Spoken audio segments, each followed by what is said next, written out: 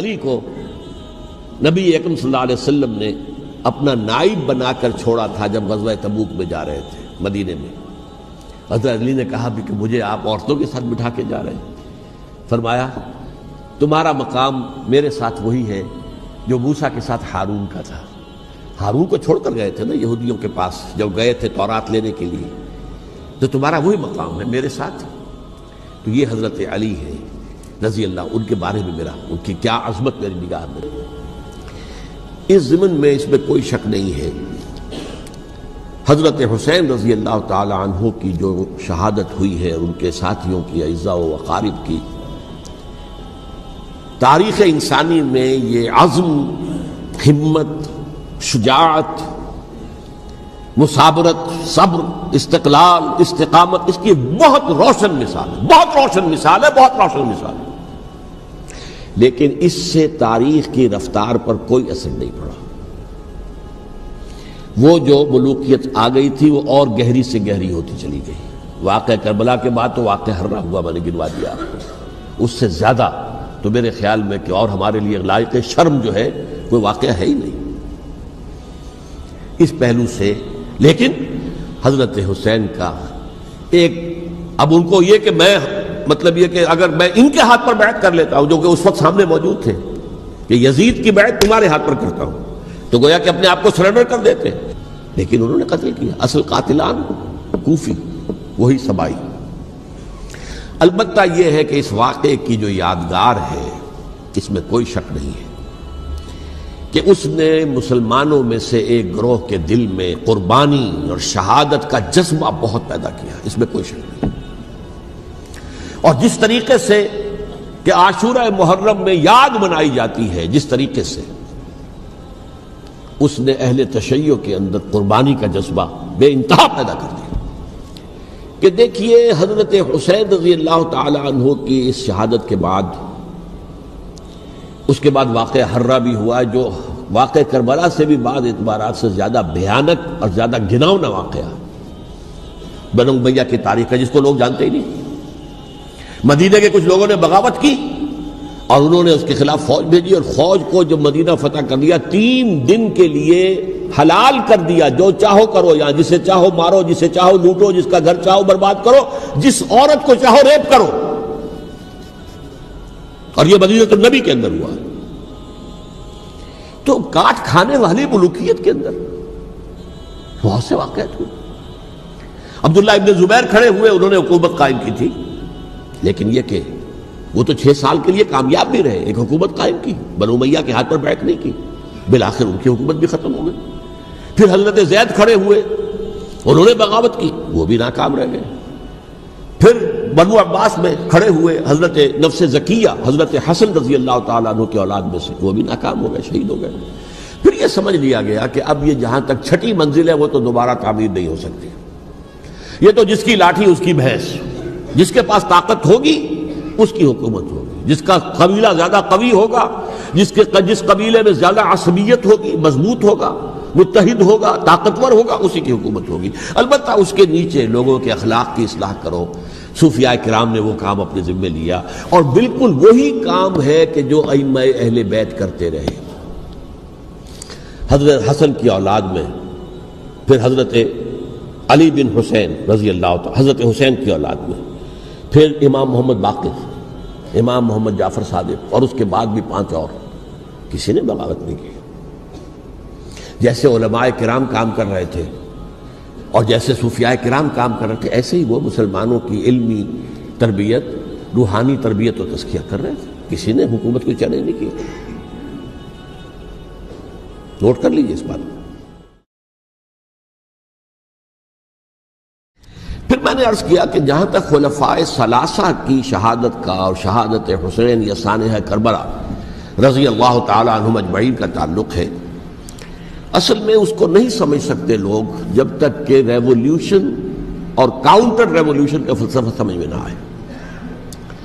جب کسی ملک میں، کسی خطہ ارضی میں کوئی انقلابی تحریک چل رہی ہوتی ہے، ظاہر بات ہے ابتدا میں تو انقلابی لوگ چند ہوتے ہیں، کمزور ہوتے ہیں، ضعیف ہوتے ہیں، ان سے کوئی خطرہ محسوس نہیں ہوتا، لیکن کشاکش کے دوران ایک وقت آ جاتا ہے کہ پھر جو مخالف انقلاب ہیں وہ یہ سمجھ بیٹھتے ہیں، سمجھ جاتے ہیں کہ اب ہماری پیش نہیں جا رہی، اب ہمارا بس نہیں چلے گا، لہذا سر جھکا دو۔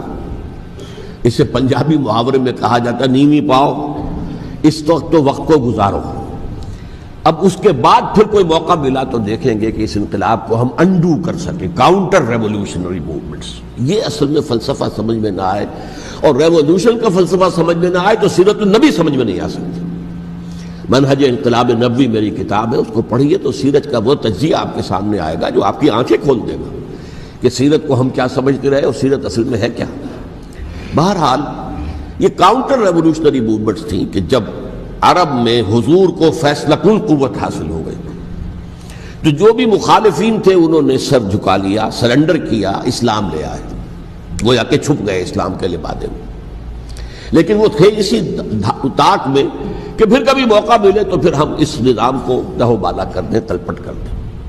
یہ رد عمل سب سے پہلے خود عرب کے اندر پیدا ہوا، کیونکہ مشرکین عرب کو جب سورہ توبہ کی پہلی 6 آیات نازل ہوئی ہیں جن میں الٹیمیٹم دے دیا گیا کہ اب کسی مشرک قبیلے سے کوئی معاہدہ اللہ کا اور اس کے رسول کا نہیں ہوگا، تمہیں 4 مہینے کی مہلت دی جا رہی ہے، یا ایمان لے آؤ اور یا تمہیں قتل کر دیا جائے گا۔ یہ بہت سخت آیات ہے قرآن کی، سورہ توبہ کی ابتدائی 6 آیات۔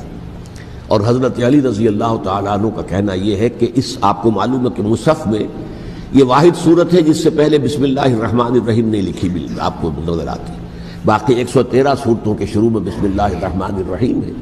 تو کیا وجہ ہے یہاں کیوں نہیں ہے؟ حضرت علی کا فرمانا ہے کہ یہ صورت تو تلوار ہاتھ میں لے کر اتری ہے، اور بسم اللہ الرحمن الرحیم میں اللہ تعالیٰ کے 2 اسماء ہیں، الرحمن الرحیم، تو یہ گویا کہ اس سے متضاد صورتحال ہے کہ اب تمہارے لیے آخری موقع ہے، یا ایمان لے آؤ اور یا قتل کر دیے جاؤ۔ اس میں ایک تیسری گنجائش خود بخود نکلتی تھی، یا یہ ملک چھوڑ کر چلے جاؤ، اور ایسا بہت سے لوگوں نے کیا بھی، لیکن اکثر لوگوں نے گردن چکائی۔ لیکن رد عمل ظاہر ہوا، ایک تو مرتدین کھڑے ہو گئے جنہوں نے نئی نبوتوں کو مان لیا، ایک مانعین زکوٰۃ کھڑے ہو گئے کہ ہم زکوٰۃ تمہیں نہیں دیں گے۔ یہ رد عمل تھا مشرک عرب کا، مشرکین عرب کا۔ اور حضرت ابو بکر رضی اللہ تعالیٰ عنہ کے دفتر فضائل کا یہ بڑا اہم باب ہے، ود این آئرن فسٹ، حالانکہ وہ بہت رقیق القلب، کمزور نحیف الجثہ انسان تھے، لیکن یہ کہ عظیمت کوہ ہمالیہ جو ہے ان کے اندر ظاہر ہوئی ہے، ود این آئرن فسٹ انہوں نے ان ساری جو رد عمل کی جو تحریکیں تھیں انہیں کچل کر رکھ دیا، اور پھر پورے عرب کو گویا کہ اثر نو اس میں اسلام کے نظام کو کنسولیڈیٹ کر کے حضرت عمر کے حوالے کر دیا رضی اللہ تعالیٰ عنہ۔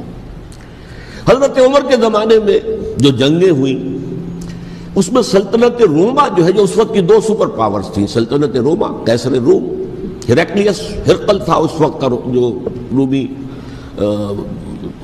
جو قیصر روم تھا، حکمران تھا، شہنشاہ تھا، اور دوسری طرف ایرانی مملکت تھی، خسرو پرویز تھا۔ لیکن یہ کہ عیسائیت کے ساتھ اسلام کا اس طرح کا تصادم نہیں ہوا تھا حضور کے زمانے میں، بلکہ نجاشی رحمۃ اللہ علیہ نے تو مسلمانوں کو پناہ دی تھی۔ مقوقس پیٹریارک جو تھے اس کے الیگزینڈریا کے، انہوں نے حضور کے جو نامہ مبارک گیا تھا اس کا بہت اکرام کیا، تکریم کی، تحفے بھیجے حضور کی خدمت میں۔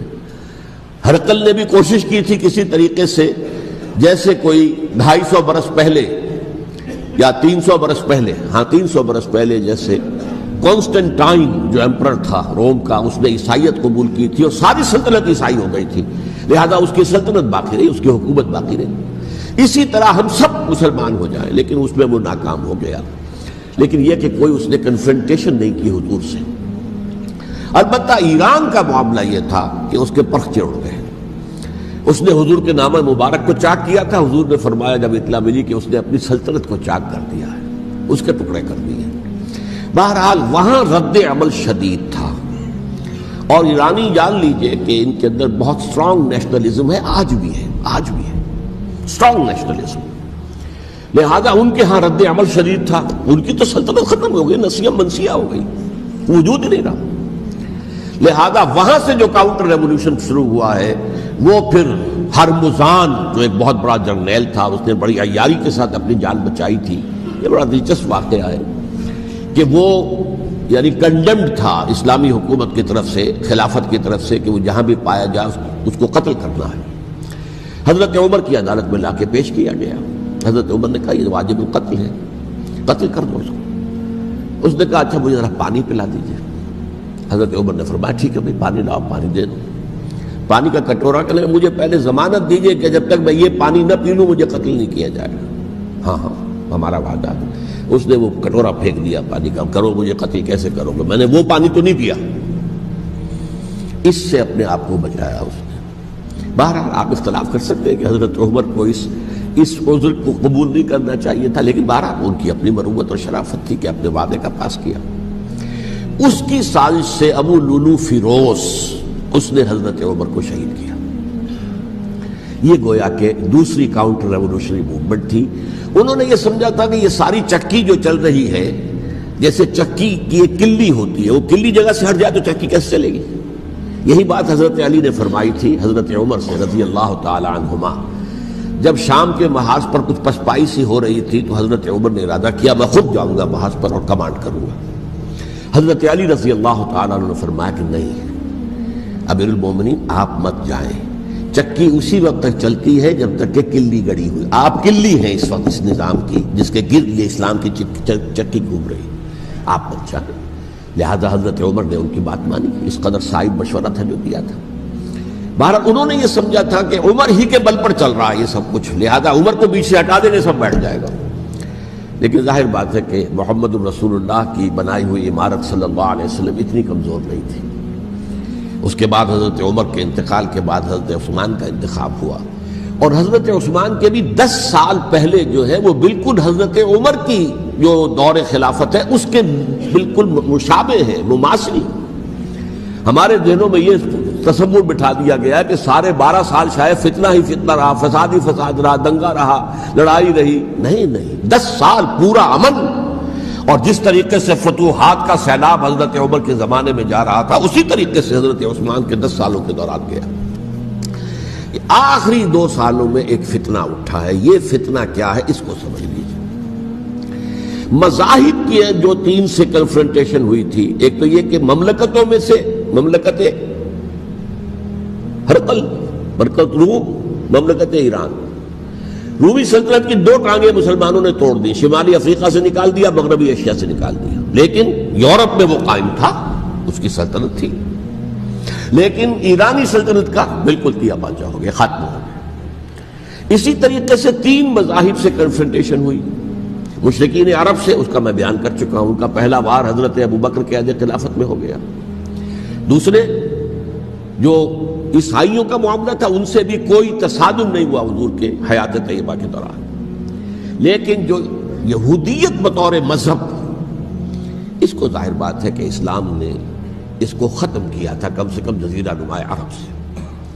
مدینے میں 3 قبیلے تھے جو اپنی غداری کی وجہ سے اور اپنی صلح کو توڑنے کے جرم کی پاداش میں 2 نکالے گئے، اور تیسرا جو ہے اس کے تمام جو جوان افراد تھے انہیں قتل کیا گیا۔ پھر خیبر پر حملہ کیا گیا اور خیبر کو جو ہے فتح کیا گیا، وہ یہودیوں کا بہت بڑا گڑھ تھا، اور جو مدینے سے نکالے گئے تھے وہ بھی وہیں جا کر مقیم ہو گئے تھے۔ تو اس اعتبار سے، اور پھر یہودی اپنے آپ کو سمجھتے تھے اللہ کی طرف سے دنیا میں جو نمائندہ جو ہے امت وہ ہم ہیں، اب انہیں معزول کر کے امت محمد کو وہاں پر کھڑا کر دیا گیا صلی اللہ علیہ وسلم۔ لہذا وہ بہت زیادہ جو سمجھیے ایگریوڈ، سب سے زیادہ جن کو گزند پہنچا ہے حضور کے دست مبارک سے، وہ یہودی تھے۔ لہذا ان کا جو رد عمل آیا ہے وہ ہے جس کے نتیجے میں حضرت عثمان شہید ہوئے، حضرت علی شہید ہوئے، حضرت حسین شہید۔ اب اس چیز کو اچھی طرح سمجھیے، یہ جو رد عمل ہے یہ ایک شخص کے ذریعے سے آیا، اور اسی لیے بعض لوگ یہ سمجھتے ہیں کہ یہ خامخواہ کی کہانی ہے، کیا ایک آدمی اتنا بڑا کام کر سکتا؟ عبداللہ ابن سبا ایک یہودی جو اسلام کا لبادہ اوڑھ کر حضرت عثمان کے عہد خلافت میں مدینے میں آ گیا، ٹھیک، اس کے بارے میں تو میں بعد میں عرض کروں گا، لیکن ایک شخص کیا کچھ کر سکتا ہے اس کی مثال میں صاحب دے دوں آپ کو۔ پہلے حضرت مسیح علیہ السلام کے پورے دین کو ایک شخص نے ختم کر دیا، سینٹ پال جسے دنیا جانتی ہے جس کے نام سے، توحید کو تثلیث میں بدل دیا۔ حضرت عیسیٰ علیہ السلام تو توحید کی تلقین کر کے گئے تھے، توحید ختم، تثلیث آ گئی۔ جس میں پہلے باپ ماں اور بیٹا تھے، اس کے بعد باپ بیٹا اور روح القدس ہو گئے، تثلیث۔ نمبر 2، شریعت موسوی کو ساقط کر دیا، لہذا اب پالزم جو ہے کرسچینٹی نہیں رہی، وہ حضرت عیسیٰ کو کہہ کر گئے تھے کہ شریعت موسوی تم پر لاگو رہے گی، نافذ رہے گی، ساقط کر دیا۔ نمبر 3، اس نے عیسائیت کے دائرہ تبلیغ کو وسیع کر دیا، جنٹائلز یا گوئمز کے اندر بھی، غیر یہودیوں میں، حالانکہ حضرت مسیح کہہ کر گئے تھے کہ تمہیں صرف یہودیوں سے خطاب کرنا ہے، اور میں صرف اسرائیل کے گھرانے کی کھوئی ہوئی بھیڑوں کی تلاش میں آیا۔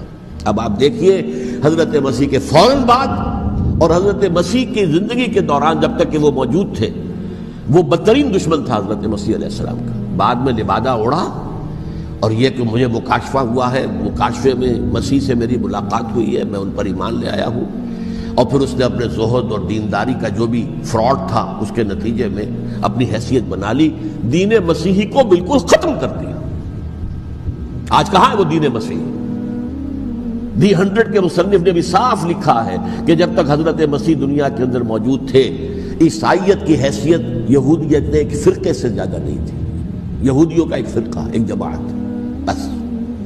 یہ سینٹ پال ہے جس نے اسے ایک مستقل مذہب کی حیثیت اختیار کی ہے، تو it should be called Paulism، اور یہ ایک آدمی کا کارنامہ۔ اسی طریقے سے یہ تو ہو گیا حضرت مسیح کے فوراً بعد، رفع سماوی کے فوراً بعد۔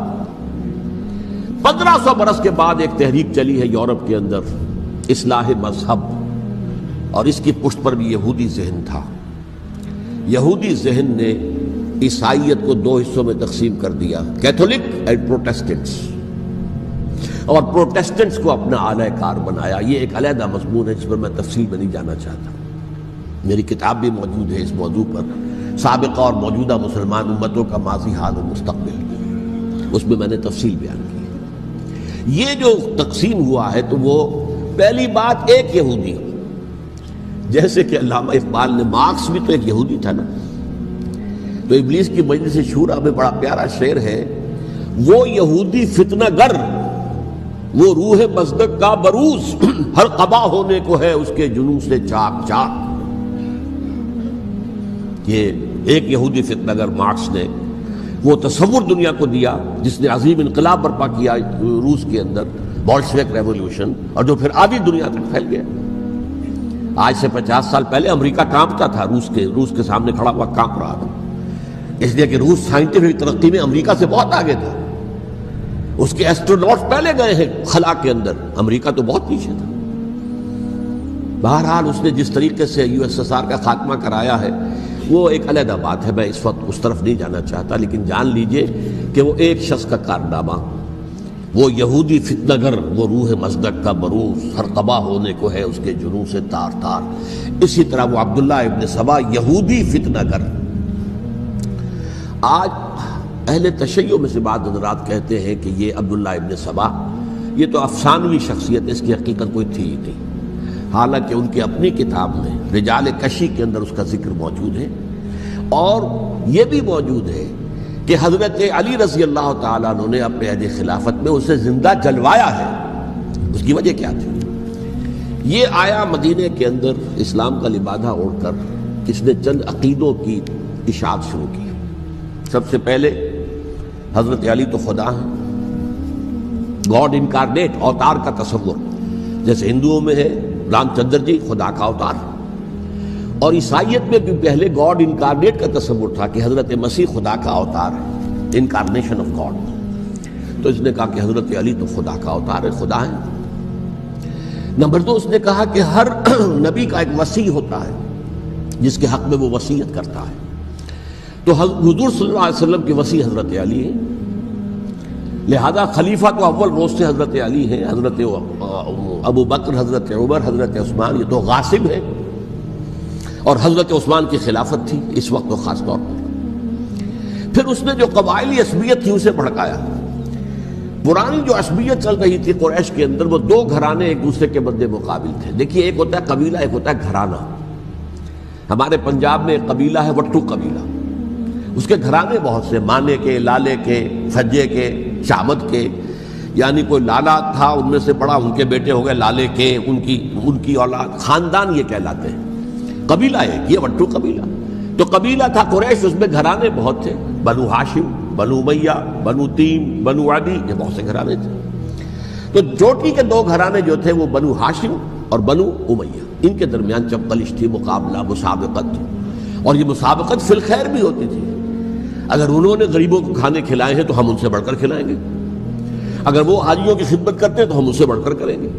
تو ان کے اندر یہ مسابقت الخیر کی تھی، لیکن چپقلش تھی کہ کوئی ہم سے آگے نہ نکل جائے، وہ سمجھتا تھا وہ آگے نہ نکل جائے۔ پر اس شخص نے اس پرانی عصبیت کو تازہ کیا کہ حضور تو بنو ہاشم میں سے تھے، لہذا خلافت حق ہے بنو ہاشم کا، یہ غاصب ہے۔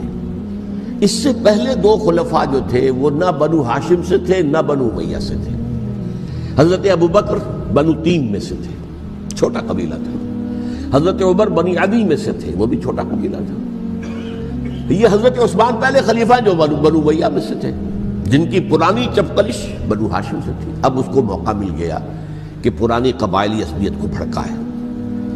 یہ ہے اصل میں اس فتنے کا پس منظر عبداللہ ابن سبا نے جو آ کر پھیلایا ہے، اور اس کی تفصیل میں اس وقت میں نہیں جا سکتا، کیسے یہ فتنہ پروان چڑھا، کیا انہوں نے اسٹریٹجی اختیار کی، کہ یہ کیا کرتے تھے، گروہ بنا کر بھیجتے تھے لوگوں کو، کوفے میں جاؤ تو وہاں پر دمشق کے گورنر کے خلاف اور مصر کے گورنر کے خلاف الزامات لگاؤ، اس نے یہ کیا، وہ غبن کر گیا، وہ یہ کر گیا، وہ خیانت کر رہا ہے، وہ رشتہ داروں کو پال رہا ہے، اور عثمان کے خلاف بھی تقریریں کرو رضی اللہ تعالی عنہ۔ دمشق میں جاؤ تو کوفے کے گورنر کے خلاف، کیونکہ دمشق کے گورنر کے خلاف بات کرو گے تو لوگوں کو معلوم ہوگا کہ یہ جھوٹ بول رہے ہیں، لیکن یہ کہ وہاں تو تم بات کرو کوفے کے گورنر کے خلاف اور مصر کے گورنر کے خلاف اور حضرت عثمان کے خلاف۔ مصر میں جاؤ تو بات کرو کوفے کے اور شام کے گورنر کے خلاف اور حضرت عثمان کے خلاف۔ یہ انہوں نے ایسا اٹھایا، اور اس زمانے میں آپ کو معلوم ہے ذرائع رسل و رسائل تھے نہیں، نہ اس فتنے کی پتہ چل سکا جب تک کہ وہ فتنہ جو ہے پوری طرح برگ و بار لا کر تراور درخت نہیں بن گیا۔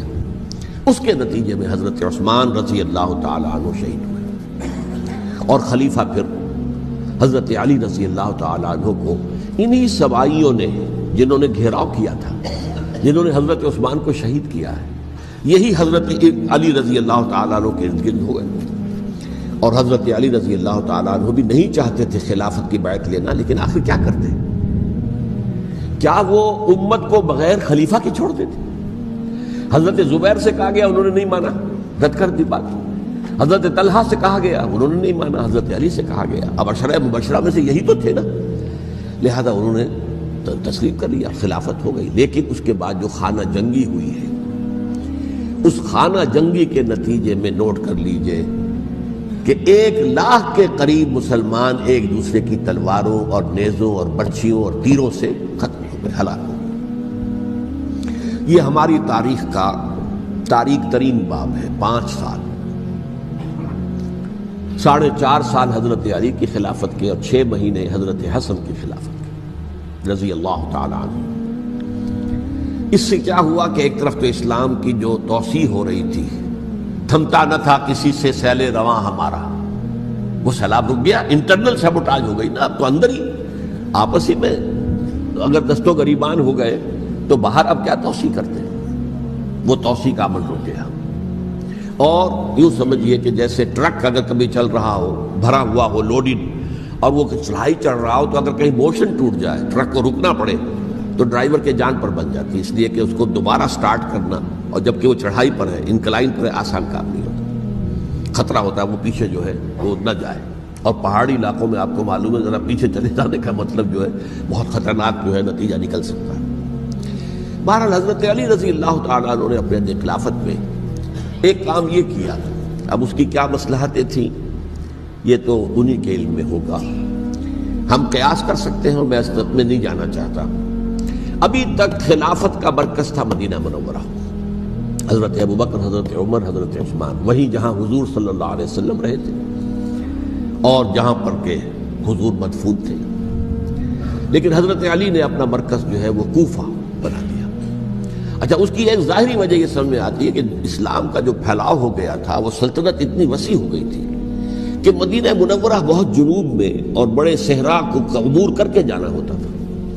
کوفہ جبکہ ایسی مقام پر تھا کہ جہاں سے مشرقی راستہ جا رہا، ایران کو، عراق، ایران عراق کے اندر تو ہے وہ شہر کوفہ، اور پھر ایران اور خراسان اور ہندوستان کو راستہ جا رہا ہے، وہیں سے شمال کی طرف جا رہا ہے، شام کی طرف اور ترکی کی طرف، اور وہاں سے پھر یہ کہ مغربی افریقہ کو بھی کنٹرول کرنا، جو شمالی افریقہ کو وہ بھی آسان تھا۔ بہرحال حضرت علی نے کوفہ کو اپنا مرکز بنایا، اور نتیجہ یہ ہوا کہ سبائیوں کا بھی مرکز وہی بن گیا، چونکہ انہوں نے اپنے آپ کو گردا گرد رکھا حضرت علی کے رضی اللہ تعالیٰ عنہ۔ اب ظاہر بات ہے کسی پرٹیکولر پرسن کے خلاف تو کوئی مقدمہ موجود تھا نہیں، بلکہ جب جنگ جمل ہو رہی تھی، ابھی جنگ نہیں ہوئی تھی، حضرت عائشہ، حضرت طلحہ، حضرت زبیر وہ لے کر آئے تھے ایک لشکر اس مطالبے کے لیے کہ حضرت عثمان کے قاتلوں کو سزا دی جائے، قصاص لیا جائے۔ حضرت علی رضی اللہ تعالیٰ عنہ سے گفت و شنید ہو رہی تھی، حضرت علی جو ہے اس پر آمادہ ہو گئے کہ ٹھیک ہے، میں جو بھی قاتلین عثمان ہیں ان کو گرفتار کر کے سزا دوں گا۔ این اسی وقت کوفے کی مسجد کے اندر جو ہے 10,000 کا مجمع کھڑا ہو گیا، ہم سب قاتل عثمان ہیں، لو ہم سے بدلہ کہاں سے لوگے؟ اور انہوں نے کیا کیا، جاتے ہی جنگ چھیڑ دی، اور جب چھڑ جائے تو یا مرو یا مارو، اس کے علاوہ تو کوئی چارہ کار ہوتا ہی نہیں۔ ایک رات میں 10,000 مسلمان شہید ہوئے، جن میں 2 عشرہ مبشرہ میں سے حضرت زبیر اور حضرت طلحہ رضی اللہ تعالیٰ۔ تو یہ صورت تھی، سبائیوں نے گھیراؤ کیا حضرت علی کا رضی اللہ تعالیٰ۔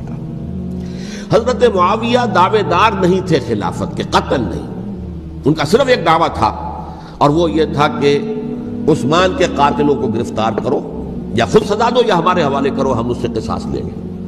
اس لیے کہ قبیلہ بنو امیہ کا تھا، اور حضرت امیر معاویہ بنو امیہ میں سے، تو ایک خاندانی طور پر جو ہے ہم قصاص لیں گے ان سے جنہوں نے قتل کیا ہے حضرت عثمان کو۔ لیکن یہاں ظاہر بات ہے کہ حضرت علی رضی اللہ تعالیٰ عنہ کی طرف سے مطالبہ یہ ہوتا تھا، تم پہلے میری بیعت کرو، میرے ہاتھ مضبوط کرو تاکہ میں ان کے خلاف کوئی اقدام کر سکوں۔ لیکن انہیں یہ اندازہ تھا کہ اگر میں نے بیعت کی تو ظاہر بات ہے کہ حضرت علی تک پہنچنے سے پہلے مجھے گردن اڑا دیں گے یہ لوگ، اس لیے کہ سبائی جو ہے وہ آپ کو گھیرے ہوئے۔ بہرحال ایک عجیب الجھاؤ، ایک ڈائلیما تھا جس کی وجہ سے یہ جنگ چلتی رہی، اور حضرت علی رضی اللہ تعالیٰ عنہ کو انہی کے شیعان علی ہی کے اندر سے وہ جماعت علیحدہ ہوئی تھی جس کو ہم خوارج کے نام سے جانتے ہیں، اور ایک خارجی ملجم ابن ملجم ہی نے حضرت علی کو شہید کیا رضی اللہ تعالیٰ عنہ۔ پھر حضرت حسن رضی اللہ تعالیٰ عنہ، اب دیکھیے کس قدر صحیح بات تھی جو حضرت علی رضی اللہ تعالیٰ عنہ نے فرمائی جب ان سے کہا گیا کہ کیا ہم آپ کے بیٹے حسن کے ہاتھ پر بیعت کر لیں رضی اللہ تعالیٰ عنہ۔ فرمایا نہ میں تمہیں اس کا حکم دیتا ہوں نہ میں اس سے روکتا ہوں، یہ تمہارا معاملہ ہے، امرہم شورا بینہم، تم اپنے باہمی مشورے سے جو فیصلہ کرو گے ٹھیک ہے، میں نہ حکم دیتا ہوں نہ روکتا ہوں۔ اس کا کیا مطلب ہے؟ باپ کے بعد بیٹے کی خلافت ہرگز حرام نہیں ہے، ورنہ کہتے کیسے ہو سکتا ہے میرا بیٹا؟ نہیں، یہ نہیں کہا آپ نے۔ حضرت عمر سے بھی کہا گیا تھا کہ اپنے بیٹے کو نامزد کر دیں، عبداللہ ابن عمر کو، تو انہوں نے جواب میں کیا کہا؟ اسے تو طلاق دینی بھی نہیں آتی۔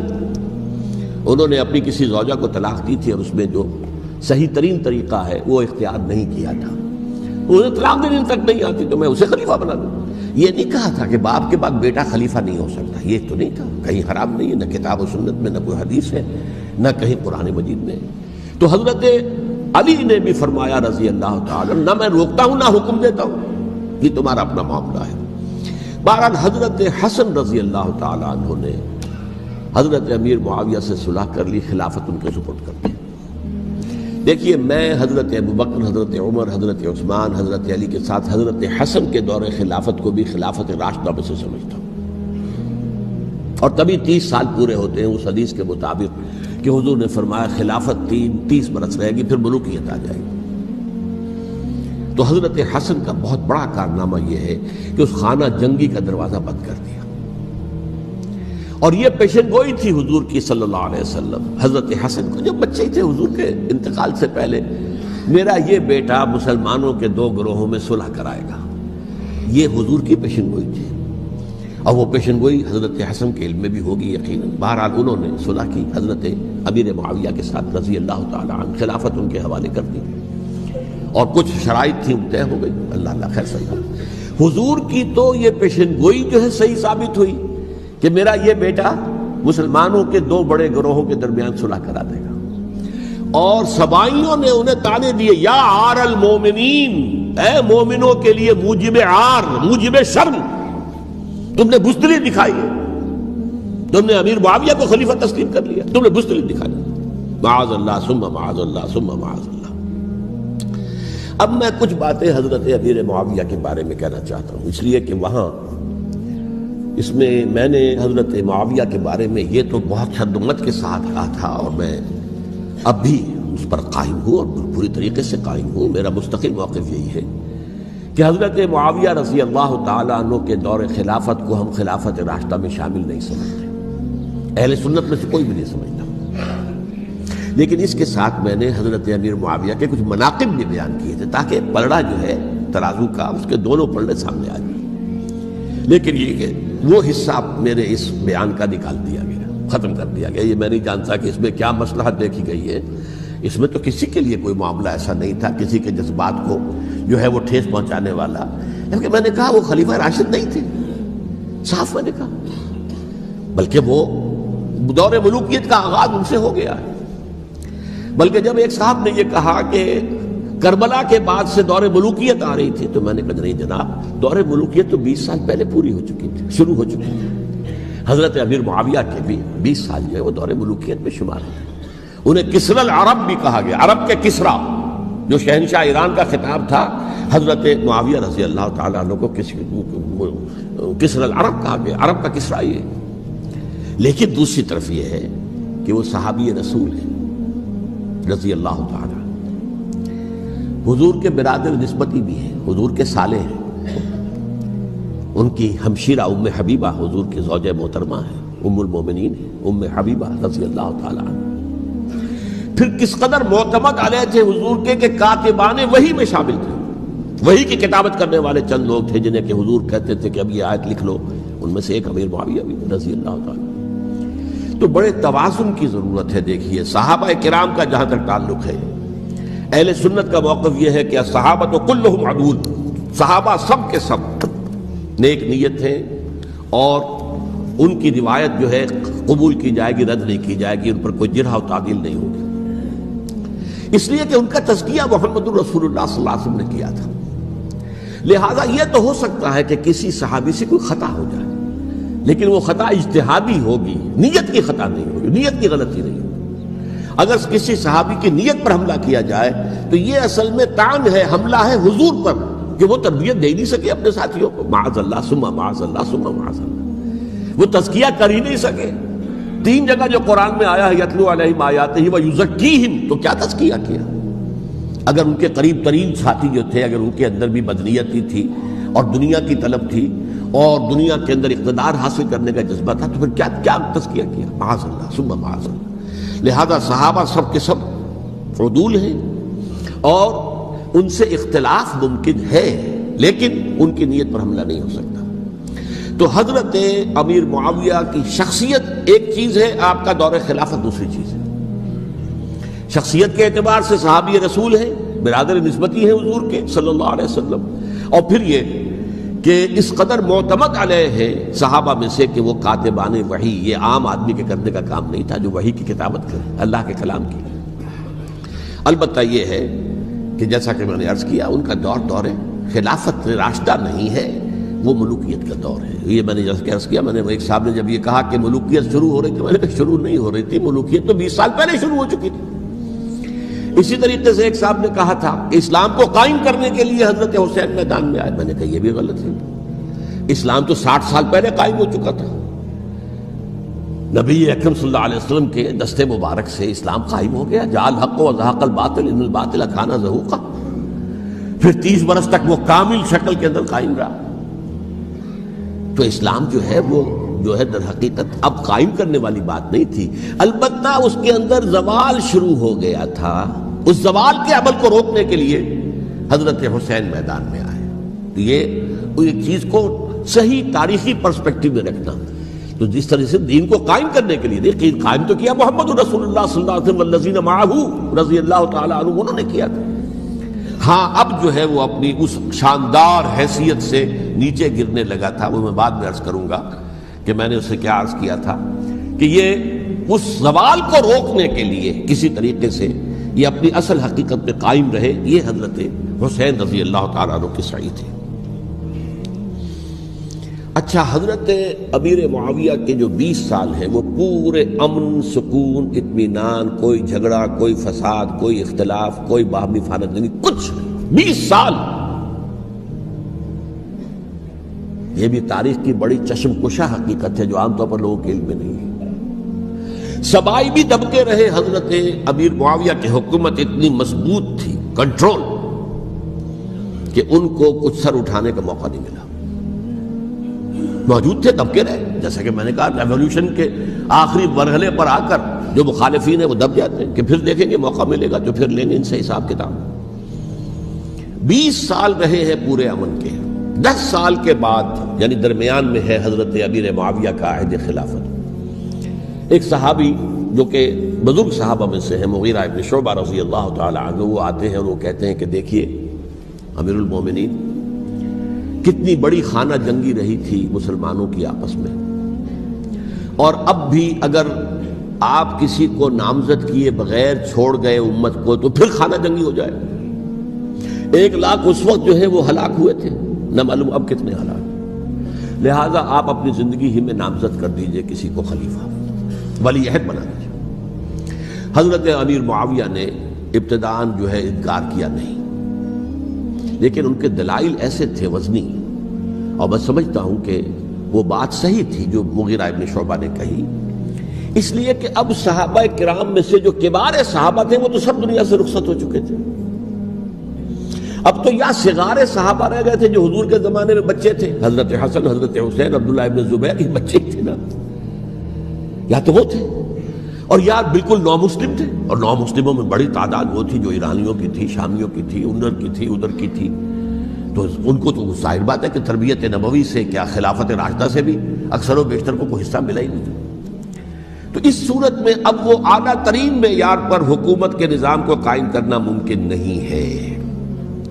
کوئی قبائلی عصبیت جب تک حکومت کی پشت پر نہیں ہوگی، حکومت مستحکم نہیں ہوگی۔ یہ گویا کہ ایک جس کو کہتے ہیں کہ حقیقت بینی، واقعیت پسندی، ایک آئیڈیلزم ہے اور ایک ریئلزم ہے کہ آپ فیکٹس آن دی گراؤنڈ کو غور کریں، سوچیں اس کے اوپر اور پھر کوئی فیصلہ کریں۔ اس اعتبار سے پھر حضرت امیر معاویہ نے بات مان لی اور بیعت لے لی لوگوں سے حضرت یزید کے لیے کہ یہ خلیفہ ہو گئے میرے بعد، اس کو ولی عہدی کہتے ہیں۔ اچھا، اس وقت 5 افراد ایسے تھے کہ جنہوں نے اس سے اختلاف کیا، یہ بات بہت اہم ہے۔ میرا کتابچہ ہے سانحہ کربلا، اس کے کچھ نسخے آج یہاں ہوں گے، آپ لوگ پڑھیے اسے غور سے اور پھیلائیے تاکہ حقیقت سامنے آئے۔ 5 افراد کون تھے جو ہونے چاہیے؟ ابو بکر فوت ہو گئے، ان کے بیٹے عبد الرحمن ابن ابی بکر۔ عمر فوت ہو گئے، ان کے بیٹے عبداللہ ابن عمر۔ عباس فوت ہو گئے، ان کے بیٹے عبداللہ ابن عباس۔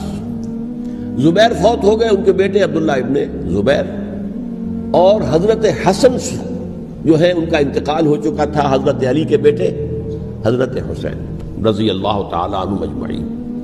حضرت حسن کے بارے میں ایک فریق کا کہنا یہ ہے کہ انہیں زہر دے کر ہلاک کیا گیا، اہل تشیع کا قول یہ ہے، جبکہ اہل سنت کہتے ہیں کہ نہیں، وہ اپنی جو بھی طبی وہ موت تھی اس سے ان کی وفات۔ لیکن میں اس میں نہیں جانا چاہتا، اس لیے کہ یہ مائکرو ہسٹری جو ہے نا، وہ تو ایک ایک واقعے کے لیے ادھر کی روایات کیا ہیں، ادھر کی کیا ہیں، ان کے پاس کیا دلائل، یہ تو کسی ریسرچ اسکالر کا موضوع ہے، میرا موضوع نہیں ہے۔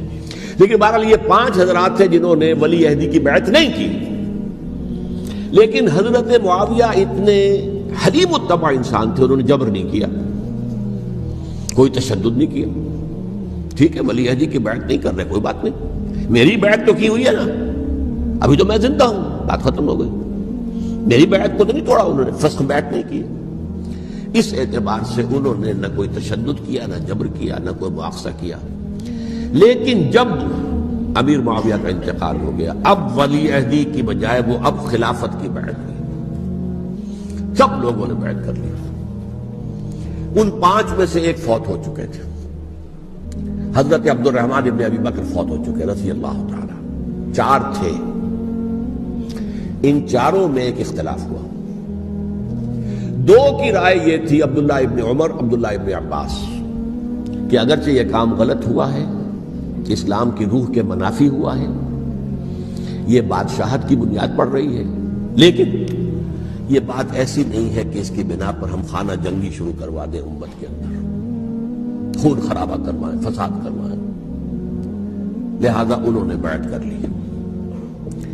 اب کوئی اگر یہ کہے معاذ اللہ کہ وہ بک گئے تھے یزید کے ہاتھ میں، معاذ اللہ ثم معاذ اللہ، وہی بات آپ اختلاف کر سکتے ہیں کہ انہیں نہیں کرنی چاہیے تھی، یہ کوئی رائے رکھے، مجھے اختلاف نہیں، لیکن ان کی نیت پر حملہ کریں گے تو حملہ محمد رسول اللہ پر ہوگا صلی اللہ علیہ وسلم۔ عبداللہ ابن عمر کون ہیں؟ کتنی حدیثیں ان سے جو ہے وہ منقول ہیں۔ عبداللہ ابن عباس کون ہیں؟ جنہیں حضور نے جو ہے جن کے لیے دعا کی تھی، اے اللہ فقہہ فی الدین وعلمہ التاویل، اے اللہ اس نوجوان کو دین کا فہم عطا کر اور قرآن کی تعویل اور تفسیر کا علم عطا کر، حبر الامہ کہلاتے ہیں۔ وہ کہیں پیسوں اور ٹکوں کے عوض بک جانے والے نہیں تھے، انہوں نے امت کی مصلحت دیکھی، نیت جو ہے اس پر حملہ نہ کیجئے، البتہ اختلاف کا حق آپ کو حاصل ہے۔ دو حضرات جو ہے ڈٹے رہے کہ نہیں، ہمیں کم وقت میں ریزسٹ کرنا ہے۔ عبداللہ ابن زبیر عمر کے اعتبار سے وہ بڑے ہیں، مسلمانوں میں سب سے پہلے ولادت مدینے میں جا کر جو ہوئی ہے وہ عبداللہ ابن زبیر کی ہوئی ہے۔ ہجرت کر کے جب مہاجرین وہاں پہنچے، کچھ عرصے تک کسی کے ہاں کوئی اولاد نہیں ہوئی، تو لوگوں نے تانے دینے شروع کر دیے کہ معلوم ہوتا ہے کہ یہاں آ کر یہ مکے کے رہنے والے جو ہیں کمزور ہو گئے ہیں، ان کے ہاں اولاد ہی نہیں ہو رہی۔ پھر عبداللہ ابن زبیر کی ولادت ہوئی ہے، یہ حضرت ابو بکر کے نواسے ہیں، حضور کی زوجہ محترمہ حضرت عائشہ کی بہن، حضرت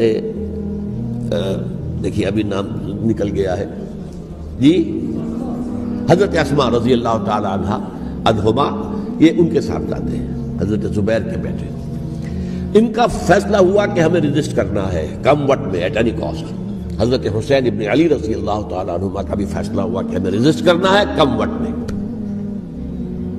البتہ ان میں بھی ایک اختلاف ہو گیا، یعنی یہ دو تو جڑے رہے، ان دو میں اختلاف ہو گیا۔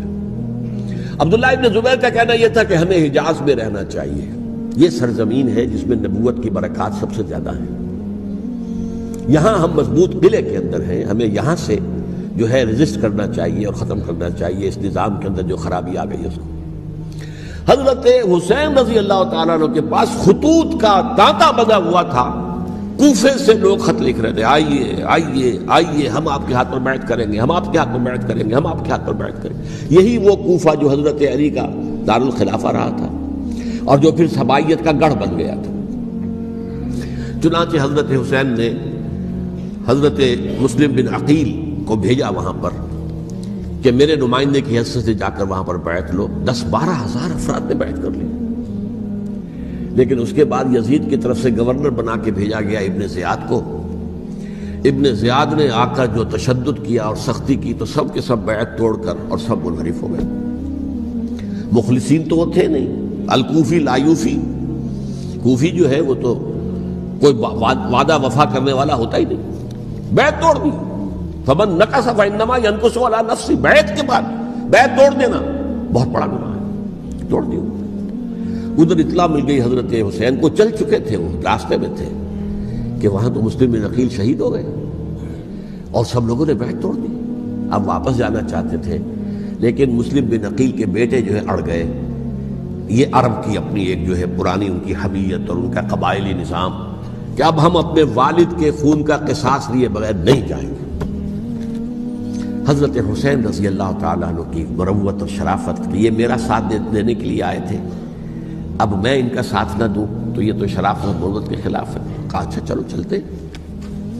وہاں جا کر بھی عین اپنے میدان کے اندر بھی حضرت حسین رضی اللہ تعالیٰ عنہ نے 3 چیزیں پیش کی ان کوفیوں کے لشکر کے خلاف۔ سب سے بڑا لشکر کے اندر سب سے بڑے تو کوفی تھے جنہوں نے بیعتیں کی ہوئی تھی حضرت حسین کے ساتھ۔ دیکھو مجھے جانے دو واپس حجاز کی طرف، یا مجھے سرحدوں پر بھیج دو تاکہ میں کافروں کے ساتھ جنگ کرتے ہوئے اپنی جان دے دوں، یا مجھے یزید کے پاس جانے دو، میں اپنا معاملہ اس سے طے کر لوں۔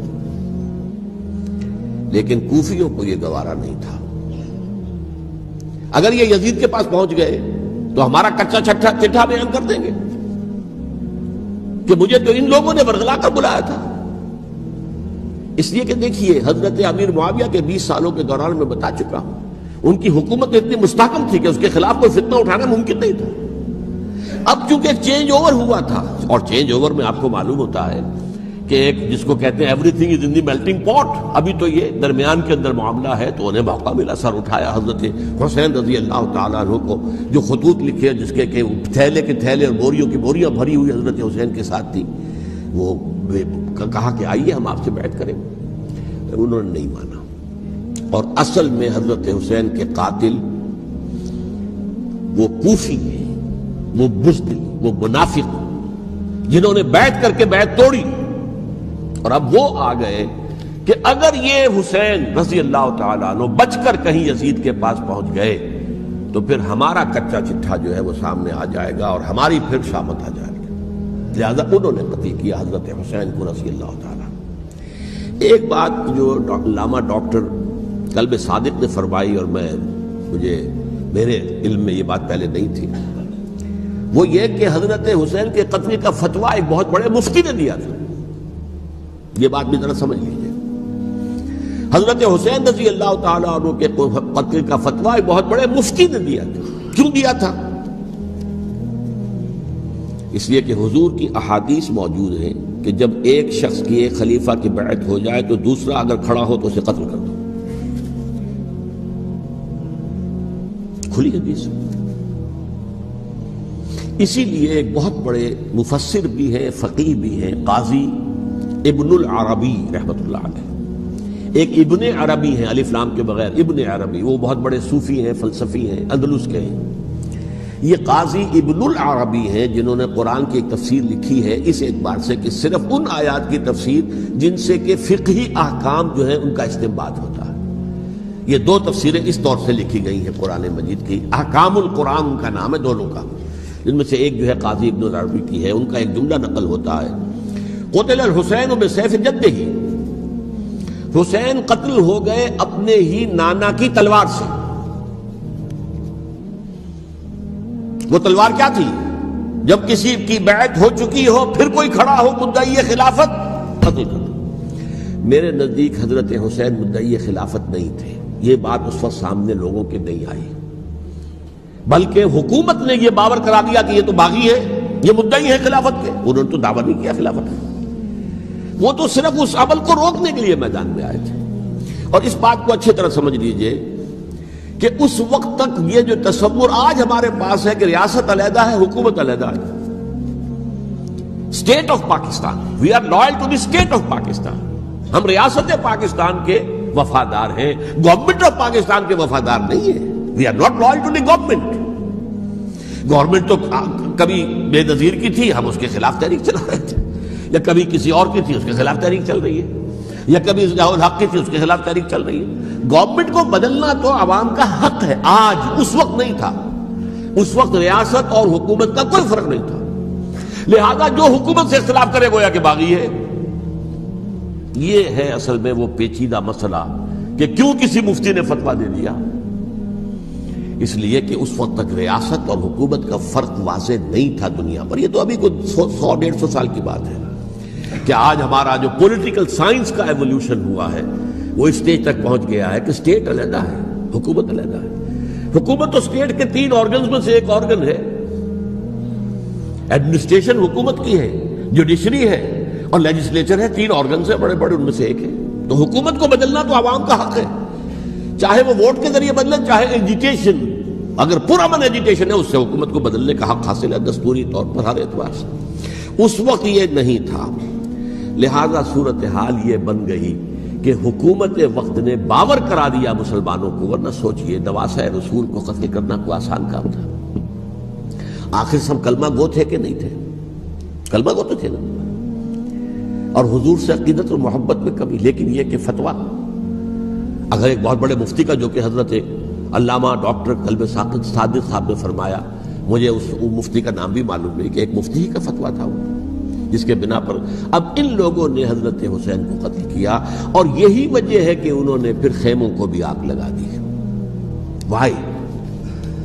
حالانکہ دیکھیے اگر دشمنی کا انتقام ہوتا تو حضرت علی بن حسین جو بیمار تھے، جو بعد میں زین العابدین رحمت اللہ علیہ کے نام سے پھر یہ اہل تشیع کے 4تھے امام معصوم ہیں، حضرت علی، حضرت حسن، حضرت حسین، اور پھر حضرت علی بن حسین زین العابدین رحمت اللہ علیہ، کیا ان کو بھی قتل کرتے تھے؟ حضرت حسین کی نسل ہی ختم ہو جاتی، لیکن نہیں کیا۔ آگ کیوں لگائی؟ آگ اس لیے لگائی کہ وہ جو ڈاکومنٹری پروف ہے ہماری غداری کا یزید کے خلاف حضرت حسین کو جو ہم نے دعوت دی، وہ جو ڈاکومنٹری پروف خطوط کی شکل میں موجود ہے وہ ختم ہو جائے، ڈسٹرائے ہو جائے۔ اس کے لیے انہوں نے خیموں میں آگ لگائی۔ بہرحال یہ ہے تاریخی پس منظر، یہ اسی سبائی فتنے کا تسلسل ہے جس نے سب سے پہلے حضرت عثمان کی جان لی رضی اللہ تعالیٰ عنہ۔ 5 سال تک مسلمانوں میں خانہ جنگی رکھی، حضرت علی کو پھر شہید کیا، اور اس کے بعد جو ہے 20 سال حضرت امیر معاویہ کے تو سر نہیں اٹھا سکے، لیکن پھر جب ایک چینج اوور ہو رہا تھا تو اس وقت انہوں نے موقع غنیمت سمجھا کہ اب کھڑے ہو جاؤ اور اب دوبارہ ایک فتنہ جو ہے اس کو امت کے اندر پیدا کر دو۔ اچھا، اس معاملے میں ایک بات جو میں نے وہاں کہی کہ ہمارے ہاں شاعرانہ جو مبالغہ آمیزی ہے، یہ میری گفتگو کا حصہ انہوں نے حذف کر دیا ہے۔ اور میں نے ایک سنی شاعر، بہت بڑے عالم، جن کے حوالے سے آج بھی میری تقریر ہوگی خالق جناح ہال میں، مولانا محمد علی جوہر کے ایک شعر کے حوالے سے کہا کہ قتل حسین اصل میں مرگ یزید ہے، اسلام زندہ ہوتا ہے ہر کربلا کے بعد۔ میں نے کہا بالکل محمل شعر ہے، اسلام مرا ہی نہیں تھا، زندہ ہونے کا کیا سوال؟ اور اگر کسی درجے میں مزمحل یا زخمی ہوا تھا تو وہ تو رہا، کربلا کے بعد بھی رہا، یزید کی حکومت بھی رہی، بنو امیہ کی حکومت بھی چلی، کوئی تبدیلی تو نہیں آئی۔ یہ کیا کہہ رہے ہیں؟ اسلام زندہ ہوتا ہے کربلا کے بعد؟ میں نے کہا اسلام مرا نہیں تھا۔ جیسے میں نے یہ کہا کہ ملوکیت جو ہے وہ اب شروع نہیں ہوئی، ملوکیت تو 20 برس پہلے شروع ہو چکی تھی حضرت امیر معاویہ کے، لیکن ظاہر بات ہے کہ حضرت حسن نے، حضرت حسین نے اس کو قبول کیا، اور حضرت حسین نے تو پھر 10 سال تک ولی عہدی جو تھی چاہے بیعت نہیں کی، لیکن اس کے خلاف میدان میں آ کر چیلنج تو نہیں کیا۔ اس اعتبار سے یہ معاملہ جو ہے اسلام زندہ ہوتا ہے کربلا کے بعد، یہ بے تکی بات ہے۔ ہاں، حضرت شاہ اسماعیل شہید رحمت اللہ علیہ کی اگر میں تشبیہ کو، تمثیل کو سامنے رکھوں تو اسلام کی عمارت 6 منزلہ ہے، 6ٹھی منزل ٹاپ کی وہ گر گئی، 5 منزلیں انٹیکٹ تھیں، اسلام مرا نہیں تھا۔ عدالت میں شریعت کے مطابق فیصلے ہو رہے تھے، قاضی تھے، مفتی تھے، شریعت نافذ تھی، اسلام کہاں مرا تھا؟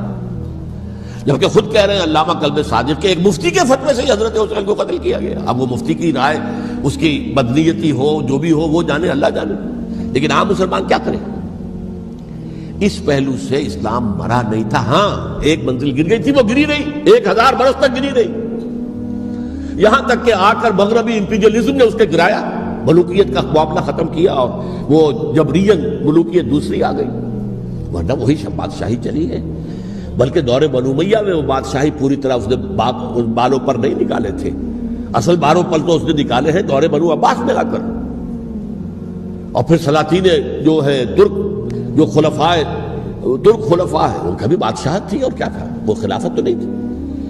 تو یہ تو اسلام میں جو بھی نقص واقع ہو گیا تھا، کبھی واقع ہو گئی تھی، وہ جو کی تو برقرار رہی، اس کو بھی تسلیم کیا۔ میں اللہ کا شکر ادا کر کے کہتا ہوں کہ دونوں حضرات، دونوں شیعہ دانشور اور بڑی اعلیٰ سطح کے جو شیعہ عالم تھے، انہوں نے اس بات کو تسلیم کیا اور میری اس بات کو چیلنج نہیں کیا۔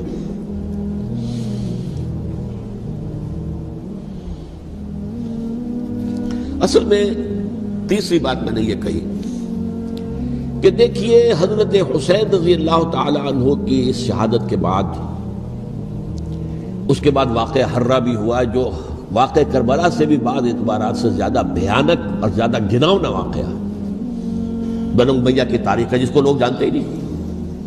مدینہ کے کچھ لوگوں نے بغاوت کی اور انہوں نے اس کے خلاف فوج بھیجی، اور فوج کو جب مدینہ فتح کر لیا، 3 دن کے لیے حلال کر دیا، جو چاہو کرو، یہاں جسے چاہو مارو، جسے چاہو لوٹو، جس کا گھر چاہو برباد کرو، جس عورت کو چاہو ریپ کرو، اور یہ مدینہ النبی کے اندر ہوا۔ تو کاٹ کھانے والی ملوکیت کے اندر بہت سے واقعات ہوئے۔ عبداللہ ابن زبیر کھڑے ہوئے، انہوں نے حکومت قائم کی تھی، لیکن یہ کہ وہ تو 6 سال کے لیے کامیاب بھی رہے، ایک حکومت قائم کی، بنو امیہ کے ہاتھ پر بیعت نہیں کی، بالآخر ان کی حکومت بھی ختم ہو گئی۔ پھر حضرت زید کھڑے ہوئے، انہوں نے بغاوت کی، وہ بھی ناکام رہ گئے۔ پھر بنو عباس میں کھڑے ہوئے حضرت نفس زکیہ، حضرت حسن رضی اللہ تعالیٰ عنہ کی اولاد میں سے، وہ بھی ناکام ہو گئے، شہید ہو گئے۔ پھر یہ سمجھ لیا گیا کہ اب یہ جہاں تک چھٹی منزل ہے وہ تو دوبارہ تعمیر نہیں ہو سکتی، یہ تو جس کی لاٹھی اس کی بھینس، جس کے پاس طاقت ہوگی اس کی حکومت ہوگی، جس کا قبیلہ زیادہ قوی ہوگا، جس قبیلے میں زیادہ عصبیت ہوگی، مضبوط ہوگا، متحد ہوگا، طاقتور ہوگا، اسی کی حکومت ہوگی۔ البتہ اس کے نیچے لوگوں کے اخلاق کی اصلاح کرو۔ صوفیاء کرام نے وہ کام اپنے ذمہ لیا، اور بالکل وہی کام ہے کہ جو ائمہ اہل بیت کرتے رہے۔ حضرت حسن کی اولاد میں پھر حضرت علی بن حسین رضی اللہ تعالی، حضرت حسین کی اولاد میں پھر امام محمد باقر، امام محمد جعفر صادق، اور اس کے بعد بھی 5 اور، کسی نے بغاوت نہیں کی۔ جیسے علماء کرام کام کر رہے تھے اور جیسے صوفیاء کرام کام کر رہے تھے، ایسے ہی وہ مسلمانوں کی علمی تربیت، روحانی تربیت و تزکیہ کر رہے تھے، کسی نے حکومت کو چیلنج نہیں کیا۔ نوٹ کر لیجیے اس بات کو۔ حضرت علی نے بھی چیلنج نہیں کیا تھا، حضرت حسن نے چیلنج نہیں کیا، خود صلح کر لی۔ تو ائمہ اہل بیت جو 12 یہ گنتے ہیں، جن میں سے آخری جو ہے حضرت مہدی کو تو ابھی ظاہر ہونا ہے، ان کے عقیدے کے مطابق وہ روح پوش ہیں، وہ ظاہر ہوں گے۔ لیکن 11 حضرات کے بارے میں یہ کہ حضرت حسین کے سوا کسی نے بھی چیلنج نہیں کیا وقت کے نظام میں، اور حضرت حسین نے بھی اس مغالطے پر کیا کہ کوفی ساتھ دیں گے، اور یہ موقع ہے کہ یہ جو چھٹی منزل اسلام کی گر گئی ہے اسے دوبارہ تعمیر کر دیا جائے۔ انہوں نے خلافت کا دعویٰ نہیں کیا تھا، یہ انہیں عوام کو مغالطے میں مبتلا کیا گیا کہ یہ خلافت کا مدعی ہو کر سامنے آیا۔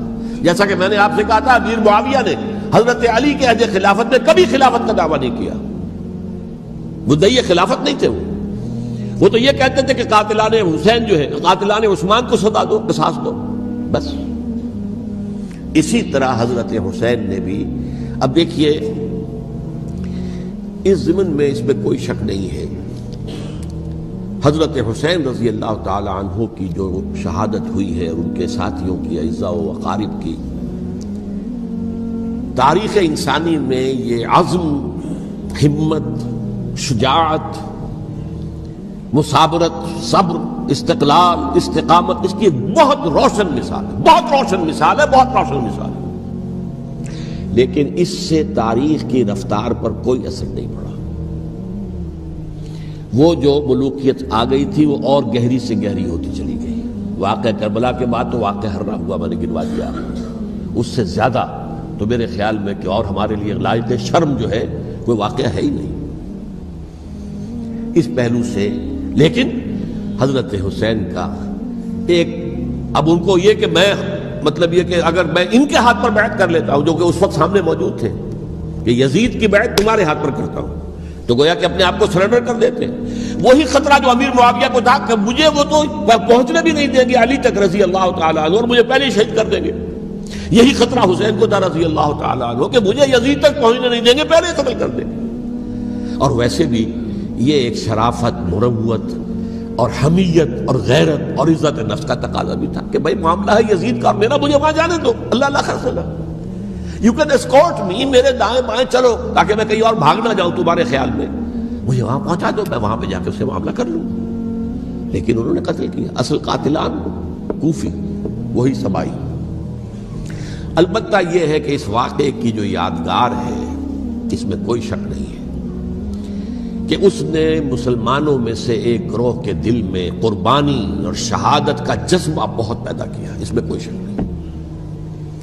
اور جس طریقے سے کہ عاشورہ محرم میں یاد منائی جاتی ہے، جس طریقے سے اس نے اہل تشیع کے اندر قربانی کا جذبہ بے انتہا پیدا کر دیا، اگرچہ وہ جذبہ بروئے کار نہیں آتا، اس لیے کہ ان کے ہاں یہ عقیدہ ہے، یہ طے ہے کہ جب تک حضرت مہدی ظاہر نہیں ہوں گے ہم کسی کے خلاف بغاوت نہیں کریں گے۔ یہ پوری تاریخ میں ان کا معاملہ رہا، تمام جو ہے ائمہ اہل بیت کا معاملہ رہا، جب تک مہدی نہیں آتے keep sitting and keep waiting, wait and see, that's all. یہ تو خمینی صاحب نے کیا ہے، آیت اللہ خمینی صاحب نے، کہ انہوں نے یہ ایران کے شیعوں کو باور کرایا کہ بھائی جب آئیں گے حضرت مہدی آ جائیں گے، لیکن ہم اب ہاتھ پر ہاتھ رکھ کر بیٹھے رہیں، باطل کو چیلنج بھی نہ کریں، ہمیں کچھ تو کرنا چاہیے، وہ ہاتھ پاؤں ہلانے چاہیے، اور کچھ نہیں تو مہدی کا راستہ جو ہے صاف کرنا چاہیے، تمہید کرنی چاہیے، ان کے راستہ ہموار کیا جائے۔ تو یہ ان کی بڑی عظمت ہے آیت اللہ خمینی صاحب کی کہ اہل تشیع ایران کے جو ہے ان سے انہوں نے یہ بات منوا لی کہ ہم بالکل انرٹ نہیں بیٹھے رہیں گے، بلکہ اب انہیں نائب امام قرار دے کر اور ولایت فقیہ کے فلسفے کے حوالے سے، یہ دو چیزیں ان کی جو ہیں بنیادی فلسفے کی ہیں، وہ اس وقت میرا موضوع نہیں ہے، انہوں نے عوام کو ایسا کھڑا کیا ہے کہ 20,000 سے لے کر 30,000 کے درمیان انسانوں نے جانے دے دی، عورتوں کے جلوس نکلے، شیرخوار بچہ گود میں ہے عورت کے، اور گولی کھا رہی ہے اور مر رہی ہے، گر رہی ہے۔ اب سوچئے زندگی کتنی عزیز ہوتی ہے، اور شیرخوار بچے کے لیے ماں کی جو زندگی ہے، اس ماں کو اپنی زندگی کتنی عزیز تر ہوگی کہ اپنے لیے نہیں تو اس بچے کے لیے مجھے جینا ہے، لیکن نہیں، گولیاں کھائیں اور گری۔ یہ جذبہ انہی میں ہے۔ واقعہ یہ ہے کہ اہل سنت کے اندر یہ جذبہ نہ ہونے کے برابر ہے، یہ میں واشگاف الفاظ میں کہہ رہا ہوں۔ پورے عالم اسلام میں صرف شیعہ ایران ایسا نکلا ہے کہ جس نے بادشاہت کا خاتمہ کیا، باقی سعودی عرب میں بادشاہت بیٹھی ہوئی ہے، ڈٹ کر بیٹھی ہوئی، اربوں ڈالر کا ایک ایک محل بنتا ہے ان بادشاہوں کا، اور سنی سن ہے، سن، کوئی حرکت نہیں۔ وہ تو اب جو حرکت ہو رہی ہے وہ اینٹی امریکن حرکت ہے جو ہو رہی ہے، وہ در حقیقت وہ مسئلہ بالکل دوسرا ہے جو اس وقت ہو رہا ہے، لیکن یہ کہ عالم اسلام میں کوئی تحریک ایسے نہیں اٹھی۔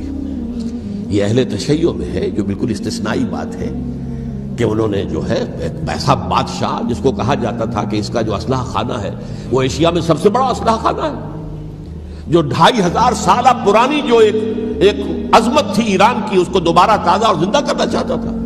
2500 سالہ برسی اس نے منائی تھی، اس کے لیے ایک شہر آباد کیا تھا کہ خسرو یا سائرس یا ذوالقرنین قرآن مجید کی اصطلاح میں اس کی یادگار بنائی تھی، اب وہ سوچ رہا تھا کہ وہی عظمت دوبارہ ایران کی ہوگی جو کہ خسرو کے زمانے میں تھی، جس کا قرآن مجید میں سورہ کہف کے اندر ذکر ہے، مشرقی فتوحات، مغربی فتوحات، شمالی فتوحات۔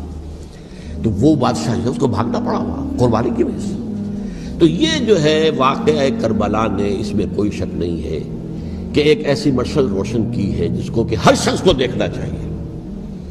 یہ بھی انسان، جیسے کہ اقبال نے ایک شعر کہا تھا غالب کے لیے، فکر انسان پر تیری ہستی سے یہ روشن ہوا ہے، پرے مرغ تخیل کی رسائی تاک ہو جا۔ تو فکر انسان پر حضرت حسین کی قربانی سے یہ واضح ہوا ہے کہ انسان کس حد تک جا سکتا ہے قربانی دینے کے لیے اپنے کسی مقصد کے لیے۔ مقصد ان کا جو تھا، میں نے اسی لیے آیت پڑھی تھی، معاذ اللہ ثم معاذ اللہ۔ میں ایک آخری بات جو کہہ رہا ہوں وہ نوٹ کر لیجئے، ایک خاص انتہائی نقطہ نظر کے عام کیے جانے کی وجہ سے سنیوں میں بھی ایک انتہائی رد عمل پیدا ہوا ہے، ایکسٹریم رائٹسٹ سنیز۔ اگر ایک طرف سے حملہ کیا گیا ہے حضرت عثمان کی نیت پر، ان کو خیانت کا الزام لگایا گیا، ان پر اقربا پروری کا الزام لگایا گیا، حضرت ابو موسیٰ شریف پر خیانت اور غداری کا الزام لگایا گیا، یہ ساری چیزیں اگر صحابہ کرام کے اوپر ہوئی ہیں، امیر معاویہ پر، امیر اور عمرو بن العاص پر، تو جواب میں کچھ لوگ کھڑے ہو گئے، حضرت علی وہ اقتدار کے طالب تھے، معاذ اللہ ثم معاذ اللہ ثم معاذ اللہ۔ یہ اہل سنت کا موقف نہیں ہے۔ حضرت حسین اقتدار کے طالب تھے، ہرگز نہیں، ہرگز نہیں، ہرگز نہیں۔ وہی اصول جو میں نے بتایا تھا سب کے لیے لاگو رہے گا، وہ امیر معاویہ کے لیے ہے۔ کوئی ذات دے نہ جلال دے، مجھے صرف اتنا کمال دے، مجھے اپنی راہ پہ ڈال دے، کہ زمانہ میری مثال دے، کوئی ذات دے نہ جلال دے، مجھے صرف اتنا کمال دے، تیری رحمتوں کا نزول ہو مجھے محنتوں۔ تو حضرت علی کے لیے بھی، حضرت حسین کے لیے بھی ہے، یہ نیک نیت ہے، آپ ان کی کسی رائے سے اختلاف کر سکتے ہیں لیکن ان کی نیت پر حملہ نہیں کریں گے. نیت پر حملہ کریں گے آپ کا ایمان بالرسالت جو ہے وہ مجروح ہو جاتا. یہ رسول کے ساتھ بھی رسول نے ان کا تزکیہ کیا. یتلو علیہم آیاتہ ویزکیہم، اس کا سارا عمل محمد کا کیا ہوا صلی اللہ علیہ وسلم. تو صحابی کے معاملے میں یہ ہمارے ہاں ان کو اہل سنت جو ہیں جو معتدل مزاج کے، اکثریت ان کی، یہ تو چند لوگ ہیں ذرا قلم چلا لیتے ہیں تو ان کی بہت سی کچھ چھوٹی چھوٹی کتابیں بھی شائع ہو گئی ہیں بہت، لیکن انہیں اہل سنت نے قرار دیا ناسبی یا خارجی.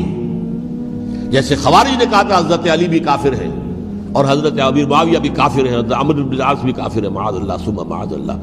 ایسے ہی کچھ لوگ حضرت حسین پر بھی الزام لگاتے ہیں کہ اقتدار کی ہوس اور طلب کے اندر انہوں نے یہ سارا سفر کیا تھا اور بس یہ ہے کہ وہ جو بازی تھی وہ ہار گئے. اللہ اللہ خیر صلی اللہ، اس سے آگے کیا ہے معاملہ؟ نہیں، معاذ اللہ ثم معاذ اللہ. اسی لیے میں نے آیت آج جو پڑھی تھی ایک اور جو بہت بظاہر آپ کو معلوم ہوئی ہوگی، غیر متعلق ہے میرے آج کے عنوان سے.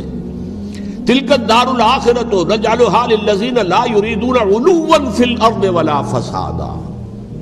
یہ سورہ قصص کے آخری آیات میں سے. دیکھو یہ آخرت کا گھر جو ہے وہ ہم خاص کر دیں گے ان لوگوں کے لیے جو اس زمین میں اپنے اقتدار کے طالب نہیں ہوتے.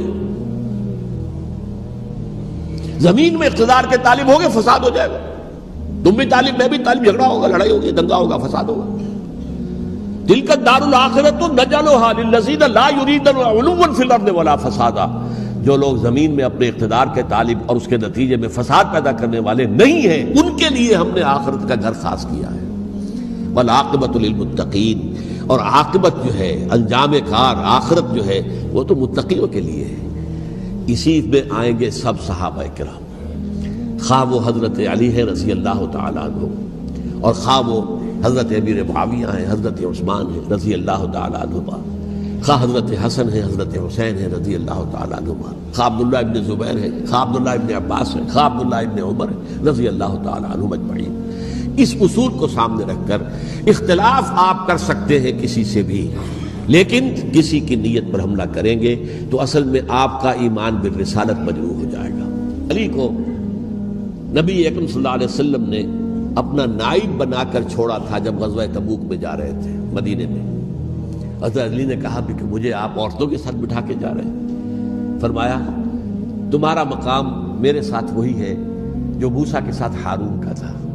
ہارون کو چھوڑ کر گئے تھے نا یہودیوں کے پاس جب گئے تھے تورات لینے کے لیے، تو تمہارا وہی مقام ہے میرے ساتھ. تو یہ حضرت علی ہے رضی اللہ، ان کے بارے میں میرا، ان کی کیا عظمت میری نگاہ میں. تو یہ 3 کتابچے ہیں، مجھے نہیں معلوم تیسرا یہاں ہے یا نہیں ہے، بہرحال آپ لوگوں کو ریکمینڈ کر رہا ہوں کہ ان کا مطالعہ کریں. اب یہ کہ آخری بات یہ ہے کہ اصل ہمارے کرنے کا کام کیا ہے. دیکھیے کیوں نہیں کیا کسی نے بھی خروج کا معاملہ وہ میں واضح کر چکا ہوں، بغاوت نہیں کی. کیوں؟ ایک تو ریاست اور حکومت میں فرق نہیں تھا. ذرا کھڑا ہو اور وہ باغی قرار پائیں گے، واجب القتل ہو جائیں گے، فتوے کی زد میں آ جائے، یہ معاملہ تھا. اور دوسرے یہ کہ عمارت پوری گری نہیں تھی، ایک منزل گری تھی نا. آج ہم کہاں کھڑے ہیں؟ پوری عمارت گری ہوئی ہے. نہ شریف عدالتیں ہیں، نہ شریف فیصلے ہیں، نہ احکام الہی نافذ ہے، نہ حدود اور قصاص کے معاملات ہیں، کچھ بھی نہیں. ہمارا فرض کیا ہے؟ حضرت حسین کی مدح کرتے رہیے، تعریف کرتے رہیے، صحابہ کرام کی مدح کرتے رہیے، مدح صحابہ، اس کے لیے مجلسیں قائم ہو رہی. بھائی کر کیا رہے ہو؟ تھے تو آبا وہ تمہارے ہی، مگر تم کیا ہو؟ ہاتھ پر ہاتھ دھرے منتظر فردا ہو. تلک امت قد خلت لہا ما کسبت ولکم ما کسبتم. وہ تو ایک امت تھی جو چلی گئی، اللہ کے ہاں پہنچ گئے. جو کچھ انہوں نے کمایا وہ ان کے لیے، تمہارے لیے نہیں ہے. تمہارے لیے وہ ہوگا جو تم کماؤ گے. ہمارے لیے راستہ اب یہی ہے کہ خلافت راشدہ کے مکمل نظام کو اثر نو قائم کرنے کے لیے منہج انقلاب نبوی کو اختیار کریں. میری کتاب اس پر، کیسٹس اس پر، آڈیو کیسٹس، ویڈیو کیسٹ، سی ڈیز، نہ معلوم ڈی وی ڈی، سب کچھ موجود ہے. سیرت النبی پر تو میں عرض کر چکا ہوں. فلسفہ سیرت النبی سمجھنا ہے تو میری کتاب پڑھیے، ورنہ سیرت النبی آپ پڑھ لیں گے، واقعات معلوم ہو جائیں گے، فلسفہ سیرت سامنے نہیں آئے. اس کا آپ مطالعہ کریں گے میری کتاب سے. اور دوسرے یہ کہ یہ خلافت قائم کرنے کے لیے جو جد و جہد ہم کر رہے ہیں، تحریک خلافت پاکستان جس کا میں داعی ہوں ادنا سا، وہ تنظیم نہیں ہے، میں اس کا امیر نہیں، وہ ایک تحریک ہے. جیسے تحریک پاکستان کہلاتی تھی جس کی تنظیم تھی مسلم لیگ، پارٹی کا نام مسلم لیگ تھا لیکن تحریک پاکستان.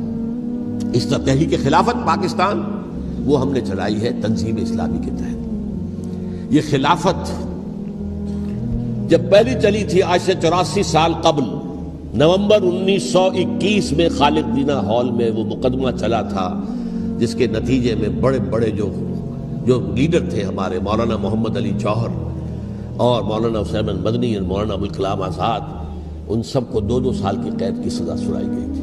بغاوت، مقدمہ بغاوت، یہ خالد دینا ہال. اسی میں سن 91 یا 92 میں نے 3 دن تقریریں کی تھیں، جن میں آج سے پھر میں 3 تقریریں کرنے والا ہوں. ایک آج شام کو، ایک کل شام کو رات 9 بجے، آج بھی کل بھی، ایک پرسوں اتوار کی صبح کو 10 بجے ہے کیا 11 بجے. تو ان میں آپ حضرات شرکت فرمائیں تاکہ اصل جو ہمارے کرنے کا کام ہے، تاریخ کو بھی سمجھنا چاہیے. تاریخ کے عوامل کیا ہیں، کیا پس پردہ عوامل کار فرما تھے، کیا کسی شے کی اصل حقیقت ہے، وہ سمجھنا چاہیے. لیکن یہ ہے کہ اس اعتبار سے میں نے جب یہ لفظ استعمال کیا تھا اس مذاکرے میں، لپ سروس، کہ یہ ہم صرف لپ سروس کرتے رہے، مدح کے بیان کرتے رہے، منقبت بیان کرتے رہے، حضور کی نعتیں کہتے رہے، اس سے تو بات نہیں بنے گی جب تک کہ وہ فرض منصبی شہادت علی الناس کا جو ہمارے ذمے ہے بحیثیت امت محمد صلی اللہ علیہ وسلم اس کو ادا نہ کرے. مجھے خوشی ہے کہ اس کی بھی تائید دونوں حضرات نے کی. ہاں یہ لپ سروس کا معاملہ ہے. اللہ تعالی حضرت حسین کے نقش قدم پر چلتے ہوئے، بلکہ اصل میں تو ہمارے لیے اسوہ رسول ہے محمد صلی اللہ علیہ وسلم کا، اس پر چلتے ہوئے ہم پاکستان میں اسلام کا نظام خلافت قائم کرنے کی جدوجہد